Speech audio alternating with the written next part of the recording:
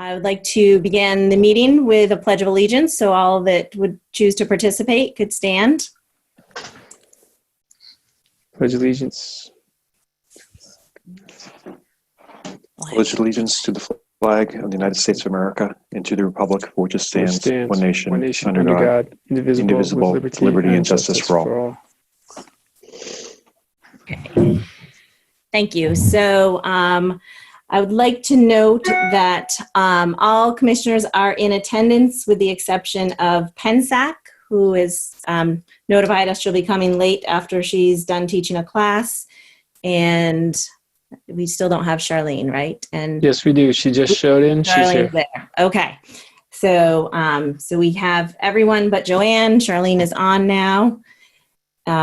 Okay. So the first order of business is the approval of the agenda. So any motions regarding accepting the agenda as presented? I would like to see the board take off the board discussion of school symbols off the agenda. I have some other information I'll be sharing later if required, but I have been in contact with the proper individuals. As a teacher has posted, she will be looking at forming committees to get those who support keeping the symbol off the board. So I would respectfully request we postpone that for a month, because I believe that there could be some other issues coming up. Is there a second? I second that. Okay, so we'll do a roll call vote. Any discussion? Can you give us any more details? Yes. Well, it was public knowledge because it was on social media. I actually can share it with you if you hold on just a second. Let me go in and share it. I think we need to be very careful in our use of social media. Well, you know what? Then maybe someone should have addressed this earlier. But I believe at this point, when I feel that I'm being threatened by having a teacher in the building, gathering committee and people together to get those who vote against the change, I think it's premature, and I think we need to have a discussion about it in executive session with legal counsel in the future. But I don't believe it should be on the agenda tonight. I feel very strongly about this. I feel it is a threat. And when the Attorney General's office was contacted, they felt the same.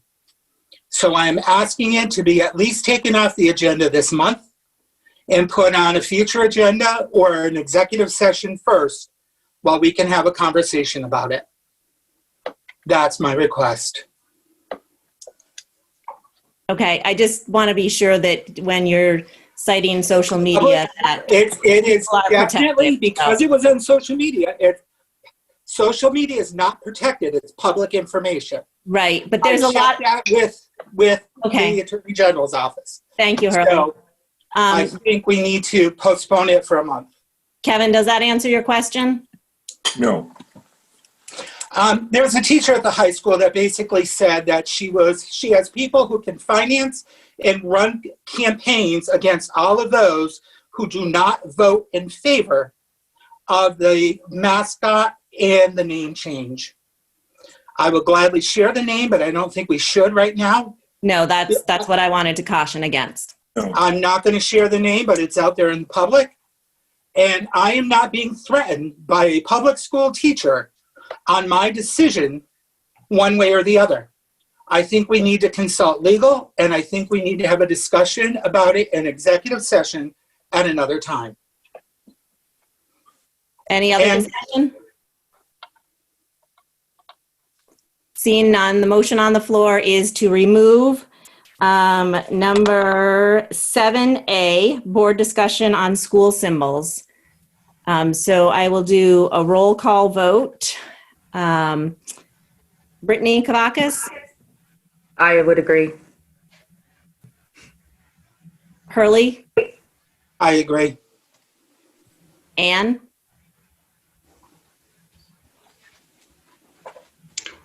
I'm not comfortable that I have all the information that I understand what you're talking about. I That's guess. part of my issue. That's why I requested removal. Yeah. Anne has. Ellie, please don't interrupt. Anyway, I'll agree with putting it off. Dina? I would agree to suspend the discussion as long as we have some discussion about it today to resolve the confusion.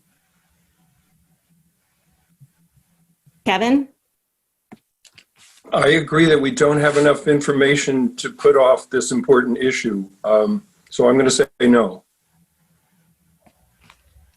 And Matt? No. And Joanne is not there. Charlene? I'm going to agree to postpone. And Aaron? Aye. So we have 6 in favor of postponing. Oh, sorry, Kathy, I missed you. No. So 1, 2. So we have 9 because Joanne's not here. So we have 6 in favor of postponing and 3 no's. So that motion carries, but I believe that the appropriate thing would be to amend an agenda to discuss the vagueness of which is being proposed. So I'm actually going to have to look at a point of order on this and, investigate further. Allison, if I may, I think we should just discuss an executive session and then we can proceed from there. Well, we have to be very careful. It's a public matter. Okay. So thank you. So the next thing on the agenda is the consent agenda. On the consent agenda are the meeting minutes, personnel memo 614, approval of technology purchases, and second reading of policy 3140 and 7700. So if I could have a motion to approve the consent agenda. So move. And a second? I second. Okay, and all those in favor? Aye. Aye. Aye. Aye. And opposed? The motion carries unanimously. And then I will turn it over to Superintendent Olson. You wanted to address something on the personnel memo? Thanks, Allison. I just wanted to thank Michael Daravianic, who, if we were here in the boardroom, we would have a nice round of applause for his 5+ years serving the district. He did many things for us. I remember when he first got here, he arrived in the middle of our high school library renovation, and so he got off to a great start working with that. He was fantastic with building operations and making sure our buses ran safely, keeping school grounds clean and neat, and worked a lot with energy efficiency. And of course, the library renovation was a great accomplishment. So we thank him for his service to us and our district and our students and our staff. He spent a long career with the Coast Guard, and this is a little added piece of service to our community. So we wish him a happy retirement and wish Michael and his wife Sarah well. And as we go forward, we will have a search team organized that Rob Whistle will help lead, and we'll be looking for a replacement for a man that is hard to replace. So thank you, Michael. Great, thank you. Okay, so next up is communications. And we have, from public input, we have 2 people that have registered to speak. And so first up is Kim Peters, the Superintendent of Recreation and Parks. And here she comes. Hang on. Rob will cue her up there. All right. Here comes Kim Peters. Kim, are you there? Kim, are you there? I'm here. Can you hear me? Yes, you're on. Thank you. Okay. I promised I wasn't going to say, can you hear me? Because I get sick of people saying that. But my name is Kim Peters, Superintendent of Rutland Rec and Parks. I live in Rutland Town with 2 Rutland High School grads, Dakota and Bailey, and 2 girls currently attending Rutland High School, Justine and Maddie. I'm here to talk about the Rutland Rec Community Center, the RRCC, formerly known as the CSJ Athletic Complex. As many of you know, we partnered with Rutland Public Schools to host basketball last season. And we continue to partner together in many other projects. Rob and I work very closely together with many of upcoming projects. But did you know that the community center became a hub to essential care to over 50 local Rutland City kids beginning in March and continued for 13 weeks, and then supported an 11-week summer camp program at 4 different locations? Did you know that we continue to provide 2 programs at the RRCC for remote learning and plan on incorporating a high school remote learning for the hub or for the hybrid students in January? Did you know that we support pickleball, adult basketball leagues, racquetball leagues, youth sports, including wrestling, lacrosse, field hockey, football, and soccer?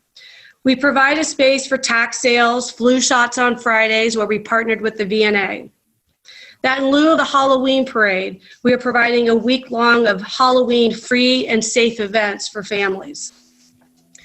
We have many organizations that use the facility for meetings. The public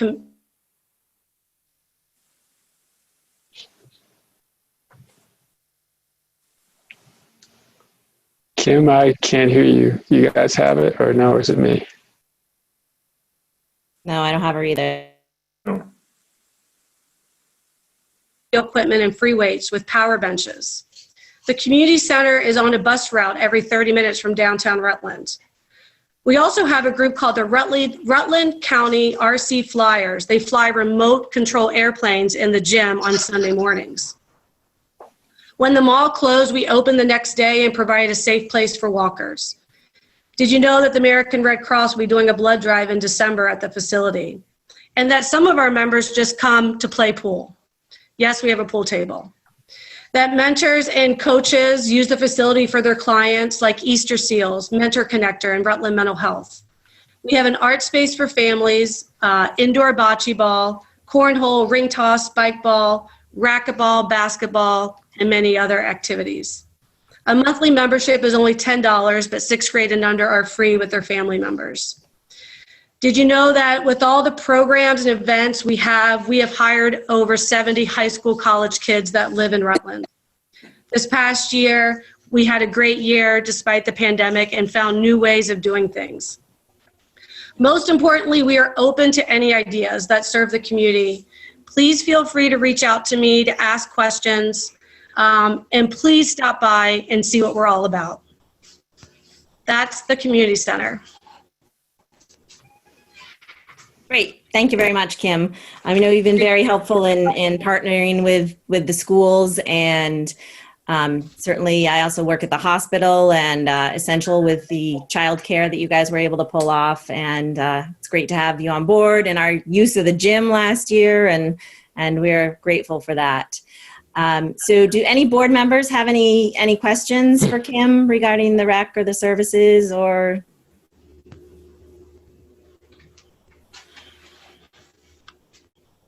Anything from, any of the administrators, any comments or questions?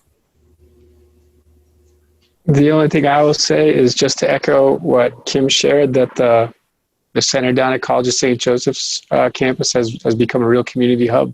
And I appreciate the cooperation and collaboration and partnership we have with the rec center. I agree. It was a great help last year having that as a space for us to use, and it really was necessary when we had to return to that. If I may, the partnership, I think, is an example of a partnership that works really successfully to the benefit of the entire community. So I think I want to publicly thank Kim and the rec department for the work that they've done. Yeah, I agree. It's a great use of the facility. Great. Thanks for coming in and touching base with us, Kim. Good luck. Thanks. Thank you so much, Allison, for all the information and getting me on tonight. Sure. And then, so next up, we had Stephanie Studley that had registered to speak. So Rob can get her queued up. Here she comes. Stephanie, are you there? Yes. Oh, there you go. Stephanie, we can hear you. You're on. Hi. My name is Stephanie Studley. I am a city resident and have 2 children currently enrolled at RHS. I am also a concerned parent, which is where my questions to you, the board, come from. Ironically, my question has to do with what Hurley Kavakis was talking about at the beginning of this meeting about what he wanted to shelf. My question to you, to the board, is what is the district's policy on employees in social media and their use of it? Are employees informed of these policies, and what are the ramifications if employees' personal political views cross the line and are reported to administration?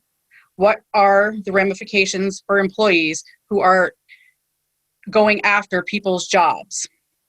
My second question to the board is, what was the opinion poll result of the current student body in regards to the mascot and name change? Thank you.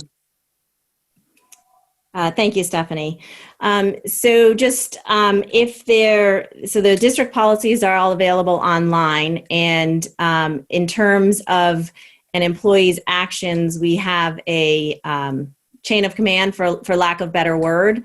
But if there is a concern with a particular individual, then the first step would be to go to that building administrator. And so I would urge you to do that if you had a concern. So next up on the agenda. You didn't even answer the second question. Yeah, we don't. Public comment I was muted. I thought I was sorry. So public comment is to bring up issues. It's not for debate and not for exchange. So thank you. So the next on the agenda is the school programs update. And first up is student representatives report. And I believe Hannah is on. I don't know if Isabella is.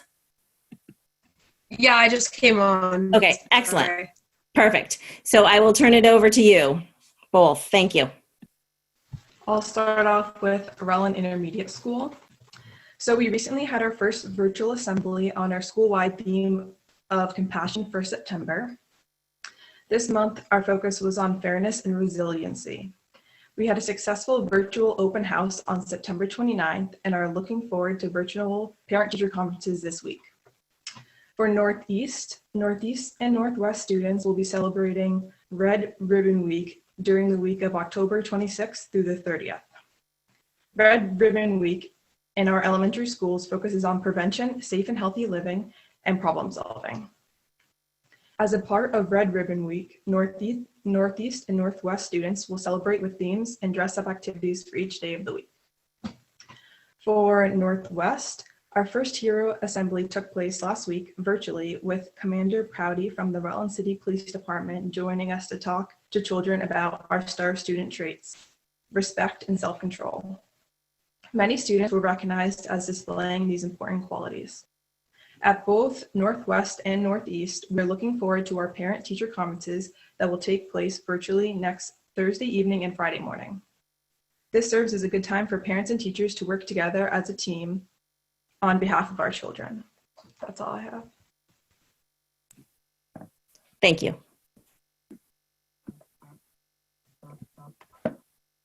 Did we have Isabella? Yeah, sorry, my computer is glitching. So I'm talking for Rutland Middle School. We are so proud of Rutland Middle School students. We have been in school for 5 weeks and have very few issues with mask wearing. Physical distancing remains a bit challenging, but we're working on it. Our virtual student-led conferences will be on Thursday and Friday. Students will be sharing the progress they have made on their identity projects and personal interest projects with their families. They'll demonstrate how much they've learned in the areas of self-direction and effective communication. We are curious to see how our technology works support this new remote model. Last week, members of our Bridges programs helped clean up the outdoor trails for Rutland Rec Department. Our thanks goes to Lisa Radke, Greg Stiles, and Rick Bajorn, who helped to make this happen. Our students reported how much they really enjoy helping our community. Two of our STEAMists. Okay, did you not hear me? Can you guys hear me now or no? Right now, yes.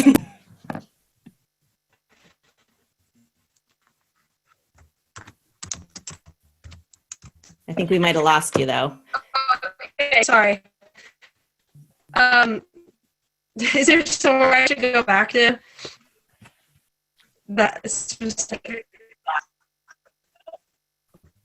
Oh, jeez.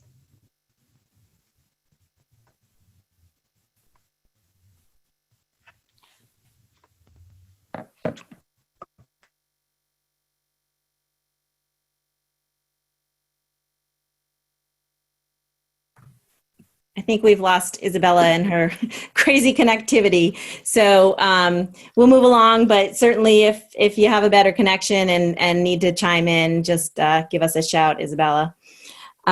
So next thing on the agenda is the Tapestry and EPIC program updates. So I'll turn over really the rest of the section to Superintendent Olson so he can introduce and keep things moving through. So thank you, Bill. Thanks, Allison. Marie Gilman, there she is. I see her. Marie's going to give us an update, just where we came from with Tapestry and EPIC through the summer and where we're looking to go in the age of COVID. So Marie, do you have screen sharing ability? There you go. Okay. Is that working? Yep, looks good. Excellent. Okay. I have it between two screens here. So good evening, everyone. My name is Marie Gilman. I am the Executive Director of Tapestry and EPIC programs. Thank you for having me. And I am going to share some information about the programs that serve Rutland City Schools and Greater Rutland Supervisory Union. Let me see. Okay. So as you may know, I am relatively new here, going on 3 months, but my work history with this community is focused on community development and helping to identify and address needs in Rutland and the region so we can promote a successful community. So that's part of why I was intrigued by coming on board with these programs. We are here tonight so I can share information about the programs, increase awareness and understanding of the programs, and I only want to highlight the regulatory compliance that we are subject to, for lack of a better word, to emphasize the quality of the programs. I also want to provide a brief update concerning our program options and expectations for the school year, as outlined here. So in terms of awareness, we'll go through a couple of slides, and in particular, why are we here? Well, I won't read this whole slide to you, but as it's being celebrated nationally next week, after-school programs provide safe, nurturing environments for children and youth to learn, to be creative, explore new ideas, skills, and access resources and supports to enhance and strengthen their learning. As an added benefit, of course, the programs also afford working parents the opportunity to remain productive through the workday by providing supervision for their children at the program sites at the schools. So it's a multifaceted approach to serve both the children and the families and the schools and the community at large. Who are we? Well, the program Tapestry began in 2000 and has evolved since then. I'll go over in a little bit more detail on the next slide where. EPIC began as move camps and has evolved to engaging programs and inspired connections, nicknamed EPIC. Last year, across both of these programs, we served 431 youth in kindergarten through 12th grade. That's for after school as well as summer programming. That averages 72 youth per site, so it is not an insignificant number of children that we are serving. It varies greatly depending on the site, how many children are engaged, and at the, here we go with the where, at the elementary school levels, the numbers tend to be higher, although I have to say at the middle school, it is a very strong program with the EPIC program. So where are we? Greater Rutland Central Supervisory, we serve 3 school sites serving kindergarten through 6th grade, and that includes West Rutland, Proctor, Rutland Town.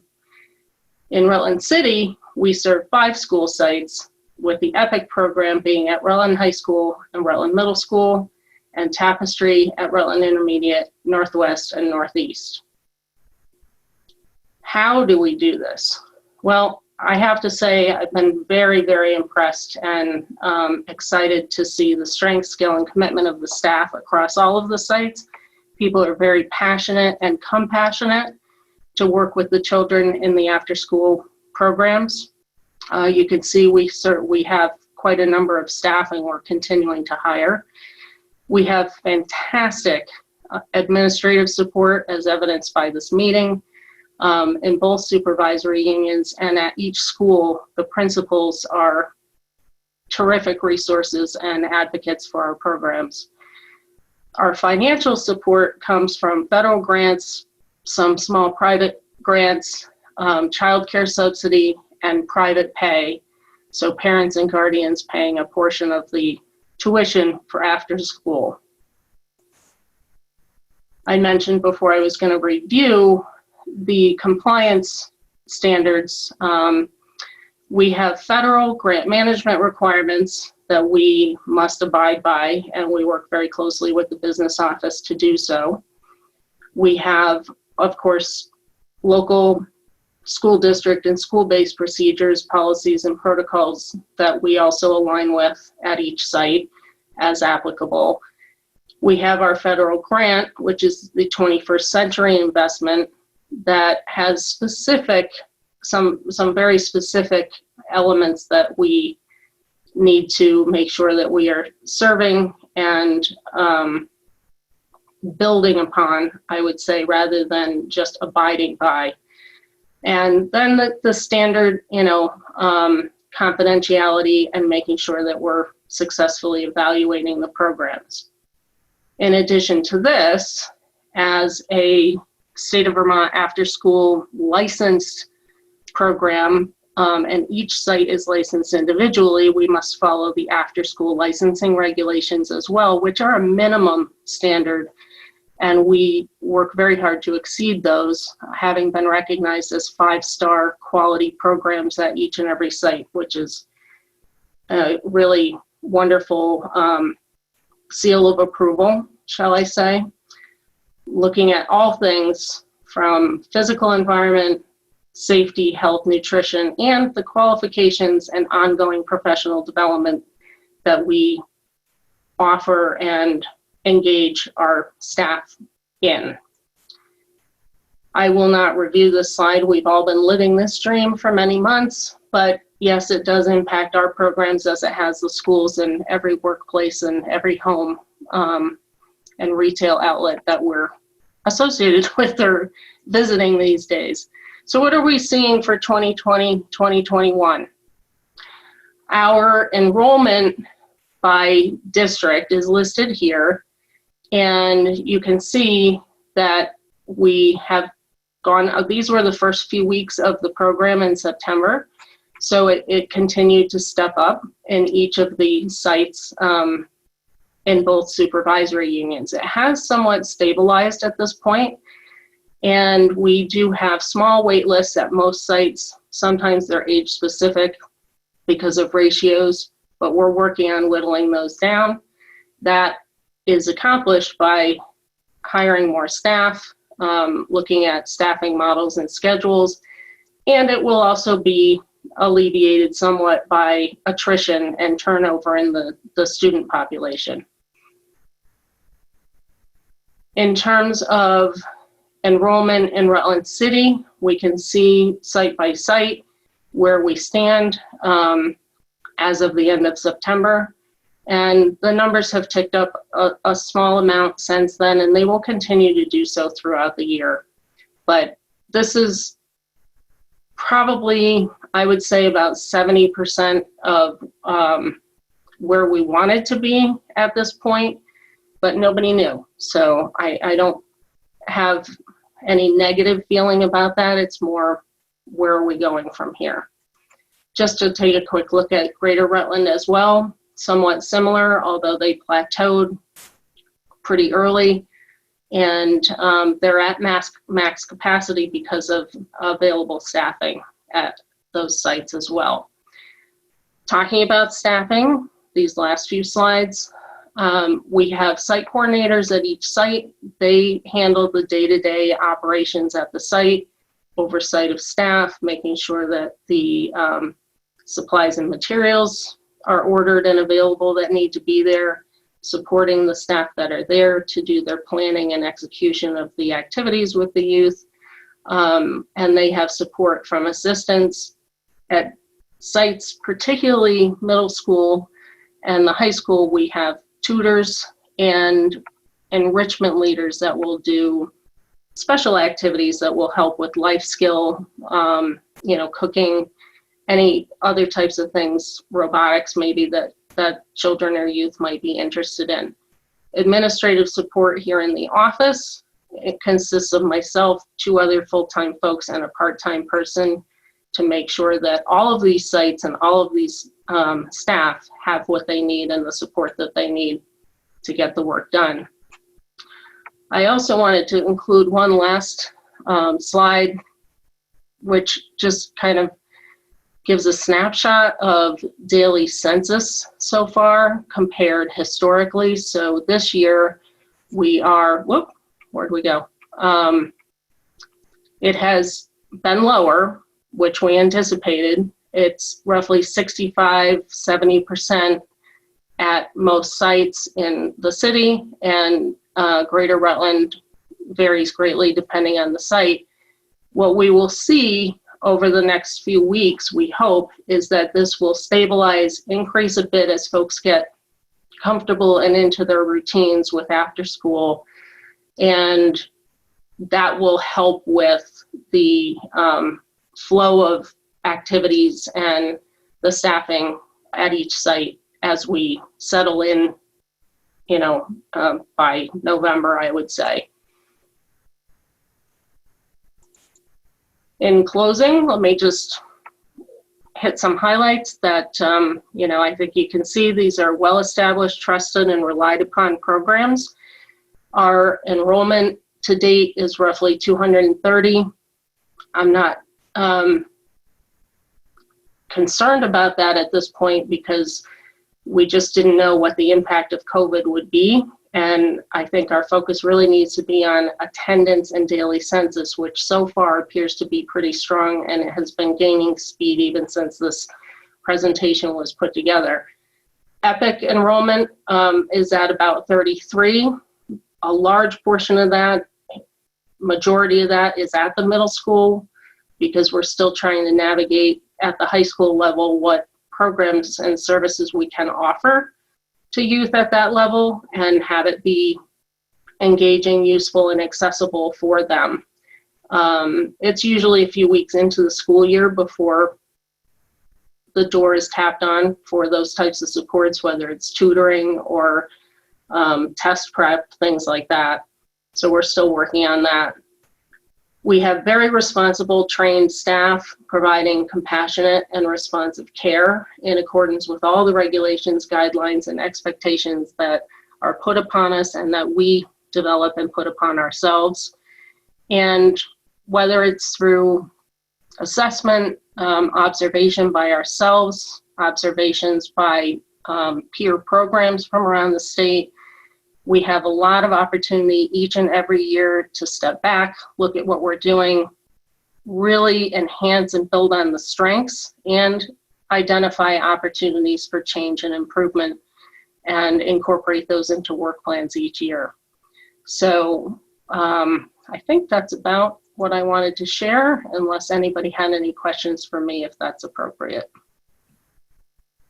Yeah, absolutely. So Bill, anything that you'd like to add, and then we'll open up to the board for any questions?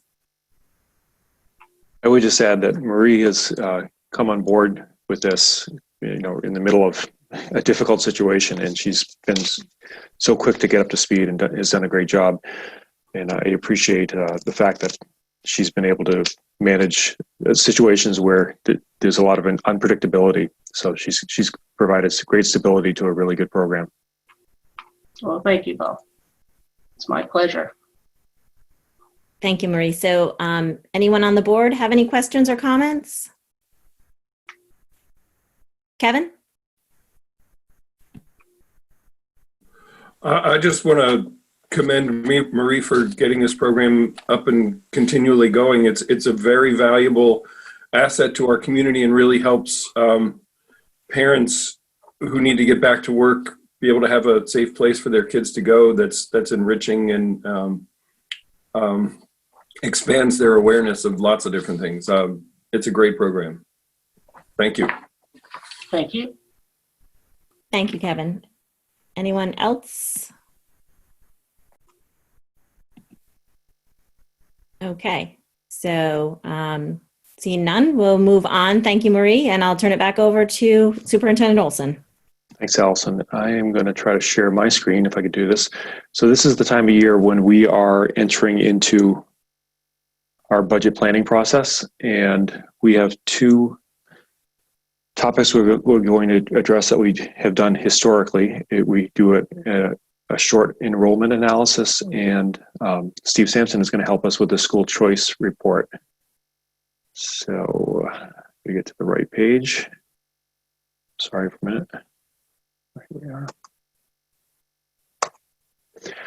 we are. You have this packet, and I'm going to scroll to the last page if you follow me along. And I'll just rotate that for a second if you bear with me. So this is the historic enrollment for Rutland City Schools over the past, well, we've got like 25 years or so. And when you look at this, it's interesting. It really matches pretty much what was happening in the state of Vermont. You can see we were at, in 1995-96, a total of 2,600 students or so. We peaked as a district in the year 2001 at 2,900 students. And from there on, you see the slow, steady decline in numbers. And we are down, at the current year, down to 1933. Researching this a little bit, I found some statistics and some data from Art Wolf, the economist at UVM, and he talks about the same thing happening across the state, where we had our high water mark as a state somewhere around 1996 or so, and those enrollments have gone down in the 10 years from 96 to 2006, down about 10,000 students statewide. In the 10 years from 06 to 2016, down 10,000 students statewide. And it's expected that in the next, from that 10-year gap up to 2026, we'll go down about 7,000 students statewide. So it's nothing new we're not unique to Vermont. This is happening all across the state, except in Chittenden County, where they've had some good, robust numbers of students. You can see on the screen that I have here, if you're looking at those numbers, we're down, on average in the last 10 years or so, about 2% every year, an average of 2% every year, between 1.5 to 3%, depending on the specific year. So we are seeing a steady decline. I'm going to rotate my screen again. I'm going to go back up to our previous pages. And I'll just look at really this is what we see yearly, but you can see very similar numbers to the bigger total. This is RIS numbers. I'm looking at the 2015 to 2016 category, and 564, 547, 530, down a little bit this year from last year to 491. Same thing happens in the middle school from 2015, from 300 down to 242, and Northeast, Northwest, similar trends in the high school as well. So, we say this because we're looking at, as we get into the budget season, what do we need for staffing next year, and how do we match that to enrollment? And that's how we plan going forward. We do have that added factor into this process of what our student needs are. And I know this board knows that over the past couple of years, we've tried to address certain needs in certain buildings to try to help meet the needs of our students and strengthen what we offer. But we'll go into the budget season looking at numbers across the district and trying to make sure that we are being fiscally responsible while meeting student needs. So I'll stop sharing there, and I'll pause for a second if anybody has any questions, and then if not, we can go on to Steve. Brittany? So just a question, when the projections, was there any note taken to the people that have come to the area or that have been coming to the area for the COVID? Will that adjust our numbers a little bit, whether? Yeah, I haven't, that's a good question, Brittany. I was wondering that myself, and my understanding is there are numbers that are going up in certain places, that there's a lot of second homes, like Killington, for instance, some of the ski areas. I haven't seen, I don't know if we have our numbers for October yet, and I don't know if there'd be an adjustment there or not. Okay. But yeah, that's good, and I'd like to know that myself, whether we're going to see anything different this month. Yeah, it would just be interesting because the homes are flipping quite rapidly. So, we might be able to grow there. Right. Interesting. Thank you. Thank you, Brittany. And anyone else? See Hurley. I have a question, Bill. I was listening to VPR last week, and they were talking about the increase in homeschooling in the state of Vermont. Do you know how many students that we might have lost to homeschooling this year due to COVID? I know we did have a little bit more than last year. Rob, do you have Rob Bliss has a better sense of that than I do. So we do get a weekly report from the Agency of Education on pending and approved home study reports. The last one I saw, it looked as though there were 21 additional requests in Rutland City for home study than there were last year. Looking back at it, I would have to go and track. There are a few of those that are move-ins from out of state and other places. So I would say that we've seen somewhere between a 15 and 20 student uptick in home study requests. And I would say, just based on the last question, I checked with Rutland Town and Barstow on see if they're seeing any increase in student body. And they see a small increase right now, but it's tough to get the actual numbers on what would be the impact of people moving in from out of state. Same thing here. We have a few folks moving in, but at the same time, it's tough to tell what the overall impact will be. Thank you. Thanks, Rob. Matt? Hi. I was wondering why the projected numbers were so much higher last year than the actual. That's a good question that comes up yearly. What the process works, when especially at the high school level, and maybe that's what this page you're looking at. We take, if you look down at the bottom of the page, we count the number of students at Rutland Town and Barstow, and we make the assumption that they're all coming to our HS, and that's not necessarily true. So we project that way, but we know that not all those kids will necessarily come to RHS. But it seemed like it was off at every school by, are those large numbers for it to be off? Like it was off by, 9 at the middle school, 13 at the intermediate? Not necessarily. I think the way it's counted here for those lower grades is, I got to get to the right page, is they're going to look at, like if you look at, I'm looking at Northeast, and you can see Northeast, let me put it back up on the screen for a second.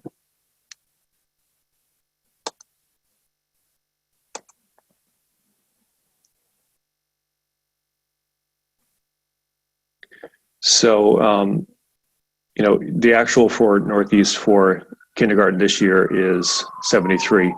So the projection next year, we just make that assumption that number is going to be the same number next year. And so, so then you have that projection going up when it might not necessarily be the case that that's what the kindergarten numbers are. There's just no way to predict what kindergarten numbers are going to be. So we just use that as last year's number as the point of reference. So it's when we project, we're kind of taking an educated guess, I guess.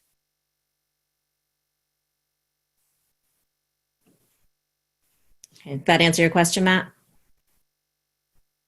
Okay, Charlene? Yeah, I think so. I just was curious because so maybe it's like erring on the side of caution to make sure you have enough. But I would think when you're talking about budgeting in a tough year and looking at staffing, I thought the number seemed like it was in total maybe off by quite a bit across maybe 50 students or so across all the schools. So I was just curious as to how those calculations are made. Right.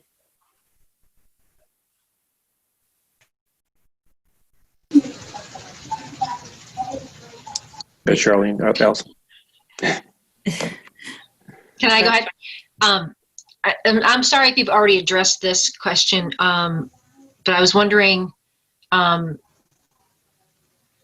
the decline, maybe, and I know you have so many numbers you're trying to crunch in so many different ways, but what about, maybe I'd be interested in knowing if there's a decline in maybe people entering the schools, and maybe the student body is staying somewhat, the decline is not as much as we think on the existing students, but yet the incoming maybe is less all the time versus, or maybe vice versa. The incoming is consistent, but the kids returning are not. That's declining. I'm just curious what the ratio of maybe the retention versus new kids coming in. Does that make sense? Is the retention declining as well as the new students coming in declining? Are more students leaving and that are existing students? Do you know what I mean? Versus new students coming in to add to the pool. Am I not saying this right? Yeah, well, I'm not sure. I'm not sure I'm catching it entirely. Carolyn Babbitt does look at the number of kids who do move out of the system, and we have to take account for that, especially with graduation rates. So she does a report every year for the state that shows kids and where they went. And so when I looked at that yearly, you'd see a lot of moves. You see people moving out of state, sometimes moving to other communities.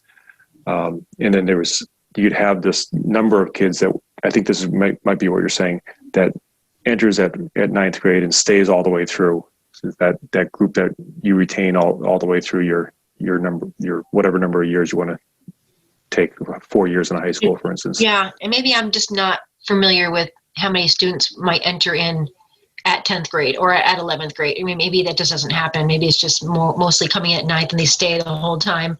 I'm just not familiar with that that number, but Yeah, just forget. it's not too much year to year. We don't have a lot of new kids coming into any particular grade year to year. Okay. Except this year might be the wild card, and we'll see.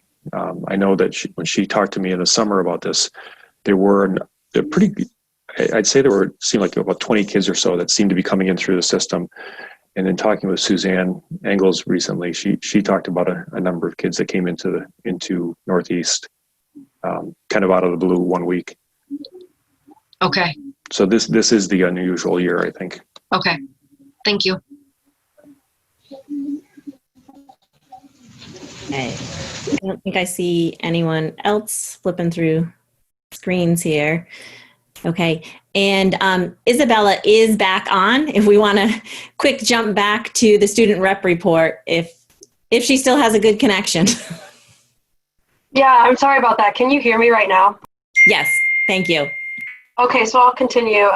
So this is for the middle school. We are so proud of our Rutland Middle School students. We have been in school for 5 weeks and have had very few issues with mask wearing. Physical distancing remains a bit of a challenge, but we're making it work. Our virtual-led student conferences will be held on Thursday and Friday. Students will be sharing the progress they've made on their identity projects and their personal interest projects with their families. They will demonstrate how much they've learned in the areas of self-direction and effective communication. We are curious to see how our technology works to support their new remote model. Last week, members of our Bridges program helped clean up our outdoor trails for the rec department.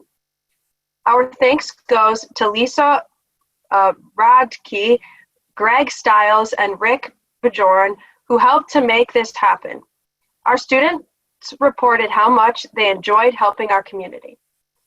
Two of our STEAMists, Erica Centano and Ollie Brown, created a virtual integration between two classrooms on Zoom. Students collaborated to solve the problem. What would designers and engineers need to plan for in order to successfully deliver medical supplies, groceries, and fragile products to people via a drone?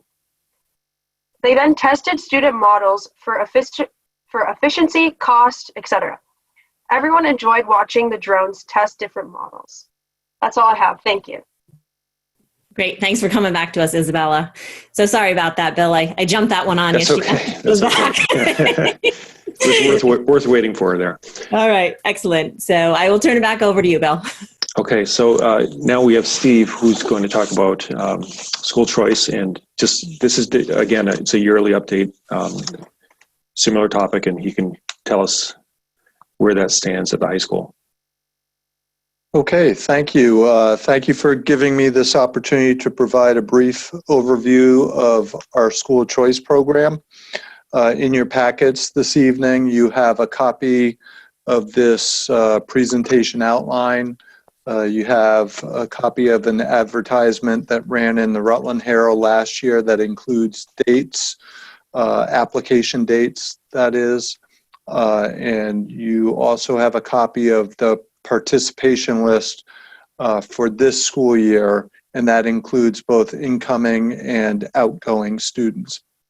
I wanted to thank quickly Sherry Bizzaro for redacting the names of the students to provide a level of confidentiality for those students. So thank you, Sherry, for doing that. We currently allow 40 students to come into Rutland High School through school choice and 40 students to go out. Bill is responsible for updating those limits if they're going to be changed at all in January, and he provides that information to the Agency of Education. The timeline typically begins right after the holiday season when we return from December recess. I anticipate this year that will be January 4th through February 26th. Again, that's anticipated. And then whether or not we need a lottery will depend on the number of applicants we have. This year we anticipate that we'll have 12 openings for next year. I'll come back to that number in just a second, but we anticipate 12 openings for next year. And if there are 12 or fewer applicants, we don't have to have a lottery. Everyone is automatically accepted. If there are more than 12 applicants, we would have a lottery. And the first 12 students selected are able to enroll at Rutland High School, and the remaining students become a prioritized wait list. This year, we began the year with 15 students on a wait list. Numbers for the current year, we are at our limit for incoming students. We have 40 students coming into Rutland High School through school choice, and we have 14 students going out, and the details of that are provided in the participation list that you have in your packet. And that gives us a net gain of 26 students. So overall, we're gaining 26 students through school choice. And a breakdown of students coming in by grade level, we have 12 seniors, and that's where that anticipated number of openings comes from for next year. We have 12 seniors this year, so we anticipate we're going to have 12 openings next year. We have 13 juniors, 8 sophomores, and 7 freshmen. That gets us up to the total number of 40. And for outgoing students, we have 5 seniors, 3 juniors, 5 sophomores, and 1 freshman. So that brings us to 14, a total of 14 outgoing students.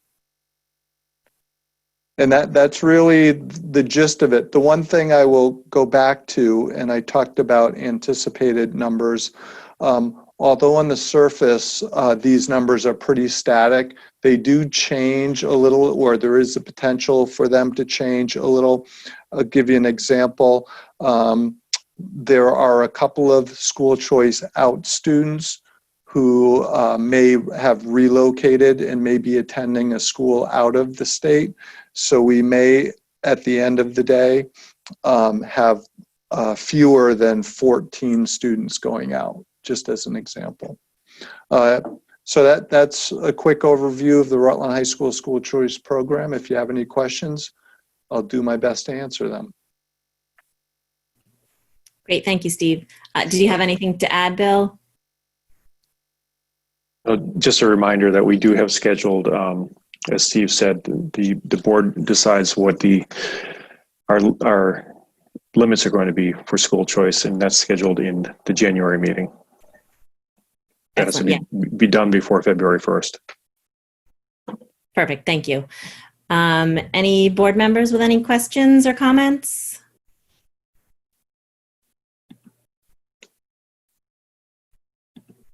Okay, I am not seeing anyone on either screen. So we will move on. The next thing on the agenda is the central office report. So I'll turn it back over to Bill Olson for the superintendent's report. Thanks, Allison. I would like to, first of all, thank the community, our students, our staff, and our families we've had a really successful 5 weeks of school. And this was a challenge, making sure that we were going to be ready for the start of the school year, given all that's happening globally. But we've had a great start. And I think, as Isabella mentioned in the middle school report, you go into schools, kids are wearing masks, they're following the expectations that we have set, and school just seems pretty normal. So we might take that for granted at this point, and we shouldn't, because there's been a lot of thought and work that's been put into this. And the second thing that I'd like to say is we just ask that our community help support following the health guidelines for the remainder of the school year. We think we can keep buildings open if we, as a community, are doing what we're supposed to be doing. So that, that's talking about masks and distancing and hand hygiene, and really making sure that we're avoiding large gatherings and not putting the community at risk. We've been successful because this community is successful, so we thank you for that. I just wanted to brief the board a little bit about a bill that was passed recently, Act 154, that really has been a bunch of different things that have come out of the pandemic and how it's affecting schools. So one of those pieces of that bill is that they kind of finalized the federal money that's going to go from the coronavirus relief fund to the agency education that will flow into schools. It's $103 million that is assigned to that. And I know I saw Ted Plementa somewhere on the screen. He and his staff at the business office have put together a request for some of the expenses that we paid for over the past 6 months or so, and what we expect to have over the next few months up until December 30th to 31st, we are asking for some of that to come back to us from the Agency of Education through the CRF fund. Another piece of this Act 154 is that there's a worry, as we were just talking about a few minutes ago, of decline in numbers because of homeschooling or whatever reason that some of the numbers are down across districts around the state. So the Agency of Education, when we figure out the calculation for our average daily membership, they're saying that whatever our number was last year, if we drop lower, we will be no lower than what we were last year with our ADM. So that's beneficial to our budget planning. And one more piece of Act 154 that might be relevant to us, the governor has allowed for 5 less student attendance days in the school year, and that the request for that came from principals and superintendents and teachers just looking for more time to be able to plan and deal with what teachers are dealing with and staff are dealing with in these challenging times. I know people are working a lot harder than they ever were, and so that was that 5 fewer days is meant to try to offset some of the loss of basically planning and the time that it takes to make sure schools are ready. So there's a piece of that will be beneficial. One more piece of information. This just came out in a little bit of detail just maybe about 2 hours ago to my email from the Agency of Education, but the U.S. Department of Agriculture is going to allow free meals for students through the end of the school year. And what that means specifically, I'm not totally prepared to talk about, but it would be something like we did it through the spring and the summer. And the details of that will be worked out with our food service and Sean Miller. But that's good news for families. It'll be free meals all the way through K through 12. And I have one more piece of news to report, and maybe Steve Sampson might jump in on this as well. Last year, or the past few years, the Rutland High School has used a couple different outside groups to try to help us reflect on what our practices are and where we need to go next. Kind of a mini version of strategic planning at the high school. And you've heard last year about the NEASC process. We use a second group called the High Reliability Schools program that is based out of Colorado that helps us plan for, how do we deal with the different aspects of what a school practices. We go through a process and teachers are gathering evidence and reflecting on where we are good and where we need to get stronger. And we present all of that to this group in Colorado, where they kind of assess where we are, and they either say, yes, you've met our expectations, you haven't. So the high school, under Steve's leadership and a group of teachers, have achieved the second level of this process. The first one is based on safe and collaborative culture. The second one that the high school just achieved was based on solid instruction. And Steve, am I understanding that the school is going to the next level this year, or trying to research that? Yeah, that's right, Bill. Those committees meet once a month. the last time we met, we wrapped up the level 2 work, which is effective teaching in every classroom. We had our, I'll call it our certification meeting the very next day. So we went through that process. Greg, myself, Bianca McKean, Mike Ellis was part of that review, Susan Ponto and Ellie Davin. And there were several other teachers involved with collecting evidence. So the next time we meet, we'll really get the ball rolling on, the focus is on curriculum, a guaranteed and viable curriculum. So guaranteed curriculum is that we have a written curriculum in place, and a viable curriculum is demonstrating that we have enough time, teachers have enough time to get through the written curriculum that's in place.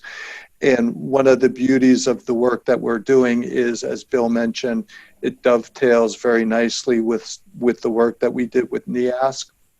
So a lot of it is kind of repeating what we've already done, so we don't have to recreate the wheel, and we already have a lot of the evidence through our NEASC work that we need to provide for the high reliability schools work. So I think we're in pretty good shape, and I hope that we're able to get through this process by the end of the school year. So, and just to finish that off, Allison, this is a process that is can be used in schools K through 12. So it's something we've talked about as an administrative group, whether we would consider going through that reflective process with our other schools as well. And we're going to try to make that decision pretty soon, I think. So that's it for me on that report. Great. Thank you, Bill. Any board members have any questions or comments for the superintendent? I think we're good to move on to the next one, Bill. Okay, and I think we have Ted is here. Yes. Who's going to fill us in on our progress towards budget planning. Okay, thank you very much, Bill. Thank you, everybody. The main message is the district is on track with its schedule for budget preparation for fiscal 22 budget. As I mentioned in the last board meeting, the leadership team has been conducting meetings with school principals and directors, as well as with other administrative staff, to ensure that everyone has a clear expectation of what we're trying to achieve with the FY22 budget. My business office team and I are progressing the necessary work on estimating grant revenues in various categories of expenses, and working with support staff to estimate costs for services such as IT, buildings and grounds, etc. We're expecting that all to come together by the end of October. And then it's our objective, as you might recall, to review what you might consider a preliminary snapshot of what that's beginning to look like in early November with the superintendent's office, and then with the finance and planning committee headed by Joanne. Give them an early look in early November to mid-November, depending upon any additional analysis that they might need, with the objective then of reviewing a proposed budget with the full school board for fiscal year 22 in early December. My recommendation along those lines would be for the school board to consider scheduling a special meeting for that preliminary budget review, rather than trying to include it as part of a regular monthly meeting. The benefit of having a special meeting would be that you'd be able to spend whatever time is necessary asking questions, listening to some of the analysis, and not risk crowding out other topics.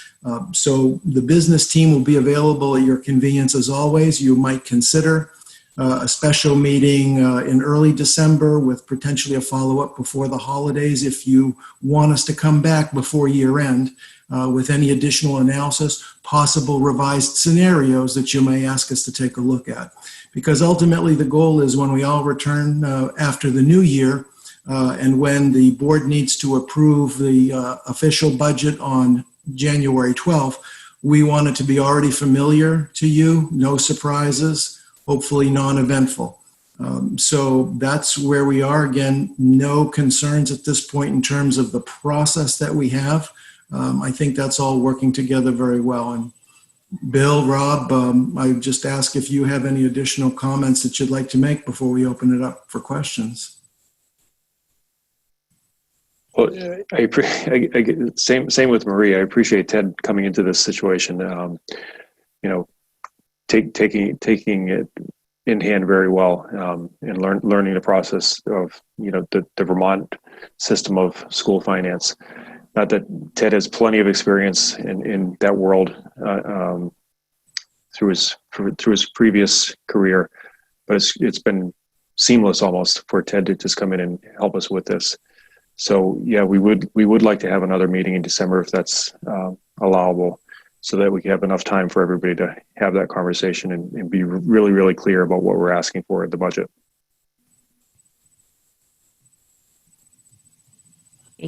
Great, thank you. Anything from the board? Okay. So, let's see. So next thing on the agenda are our committee reports. So first up is the Finance and Planning Committee. So I'll turn it over to Joanne as she chairs that committee.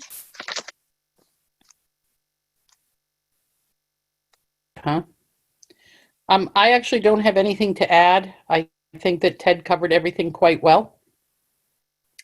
I'm a little concerned about the budget, but we'll see how it turns out. I think that Ted's doing an excellent job, and I think we have agreed. I did discuss this with Allison, and she's agreed to another board meeting. So I think.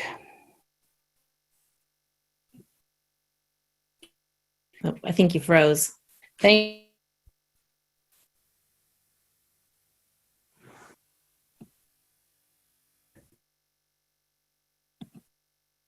All right. Are you good, Joe? I think you froze on my end, Joanne. Are you good? You're muted. Okay. Muted and unmute. Hello, okay, boomer is what you should say to me. Yes, everything's great. Well, as good as it can be considering the budgetary constraints we're under. Thank you. Okay, great. Thank you, Joanne. So next up is the Policy Committee report, and I'll turn that over to the chair of that, Matt. Hello again. I have 3 items to update you on. And actually, the first item included in your packet, there was an explanation of a new policy regarding electronic communications between employees and students. As the explanation states in Rob's memo, it's required by the Vermont School Boards Association to establish clarity of boundaries, roles, and responsibilities for faculty and staff when they communicate information to student groups via electronic format and social media.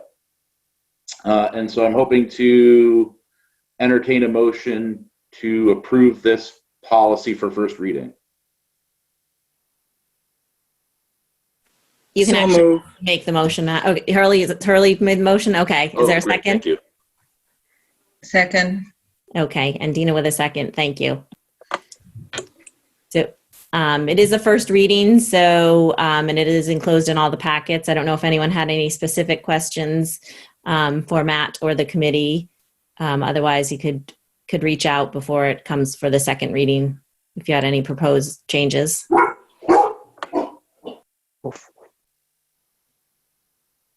Okay. Okay, so so we have a motion, so we have to vote on the first reading of policy 8251. So all those in favor? Aye. Aye. And any opposed? Seeing none, the motion carries unanimously. And thank you, Matt. Okay. And there was a policy recommended by the School Boards Association, not recommended, required.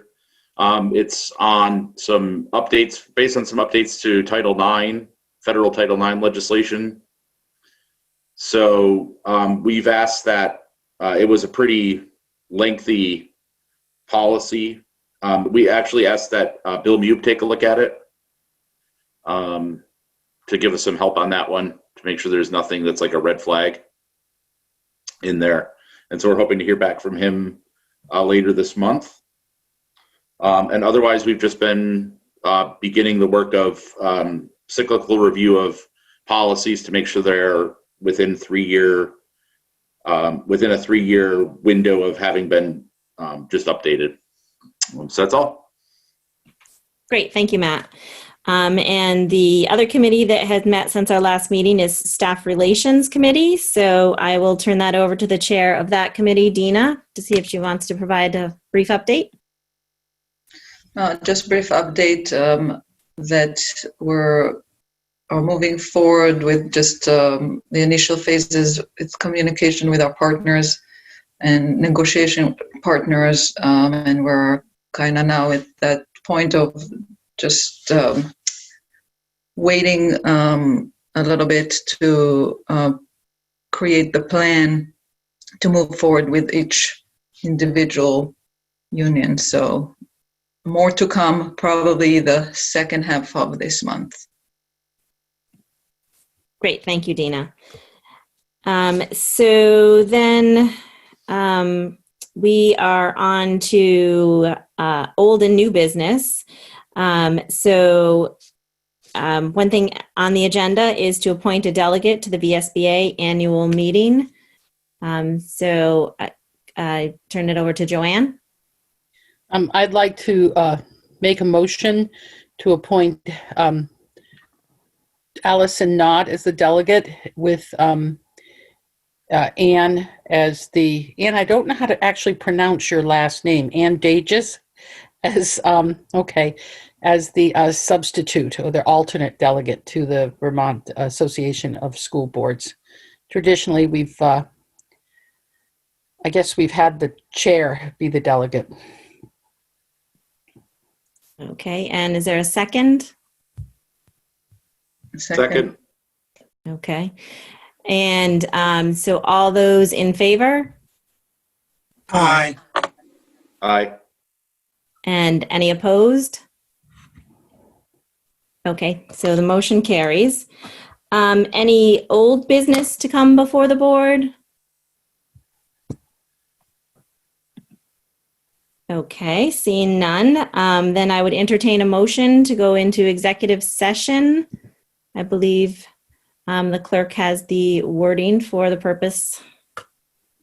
I make a motion that we go into an executive session to discuss contractual items, the premature disclosure of which would put the district at a disadvantage.